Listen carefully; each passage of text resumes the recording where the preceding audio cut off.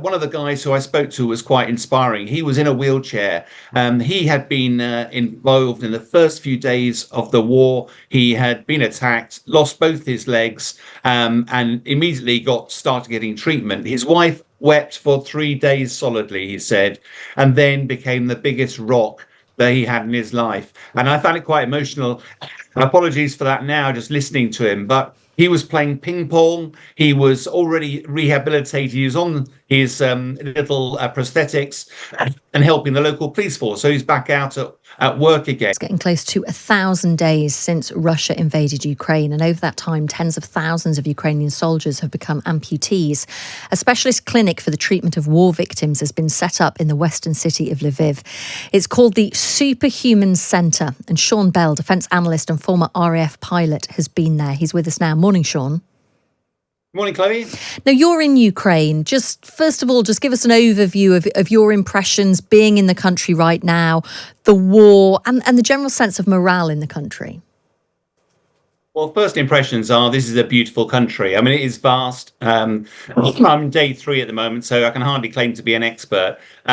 But I've been looking out for signs of war, and actually it's very difficult to find any on the west of the country. The shops are full. The people are going about their business as usual, very stoical. Lviv, one of the air raid sirens went off when I was later in the hotel later on the day, having visited Superhumans, and nobody batted an eyelid. They just carried on around their local business. I got the overnight bus to Kyiv last night, and that's a brutal journey. Got here about 5 o'clock this morning. And again, the city was under air raid, no cars around at all, but literally managed to get a quick taxi across the hotel, crashed out for a couple of hours. And as I look out the windows now, there is beautiful sunshine bathing the city. It is a spectacular place, and I can't wait to be exploring Kyiv and a whole load of meetings that I've got later today.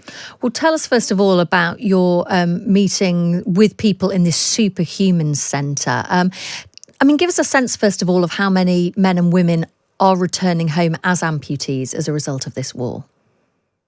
One of the reasons, Chloe, that I wanted to visit was that I spent 2 years virtually of my life in Afghanistan, and you'll recall we lost a lot of soldiers during that time, but we had an order of magnitude more that came back without arms or legs, and they have to live with these life-changing injuries. And I know how much of a battle it is. It's not just about the prosthetics, it's also about their physical well-being and also their mental rehabilitation. If you look across now at Ukraine, probably got 100 times more of those sorts of injuries than we had. And bluntly, they're still at war, so they don't have the money to deal with them. Superhumans is one of the initiatives. It's only got 85 beds available in their centre at Lviv.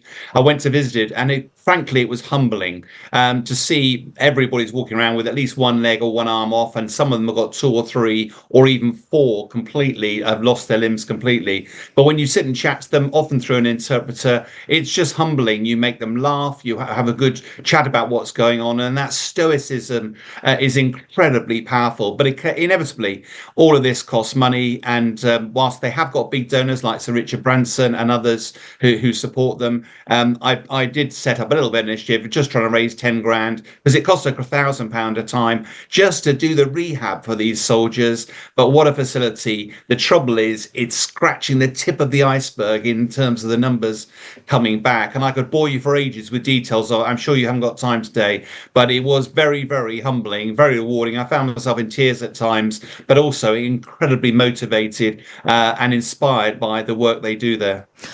I've seen some of the videos that you've shot, and these prosthetics look state of the art. I know they're also expensive, about 20k each, so there is a huge financial investment as much as anything. But do tell us about some of the conversations you had with those primarily men that I saw in those videos, and how they are coping. Just give us an insight into some of those conversations. Yeah, it's not just men. There was a young lady there who had lost a leg, and tragically, they were trying to save her other leg. The jury was still out whether that was going to happen. I think it's worth setting a context here that one of the biggest challenges that the centre faces is that at the front line, you face an explosion, whether it's a mine or something, and your leg is badly damaged. The trouble is, people put a tourniquet on. That only lasts for 15 minutes or so, and they just can't get them away from the front line quick enough. So one of the biggest injuries they face is tourniquet damage.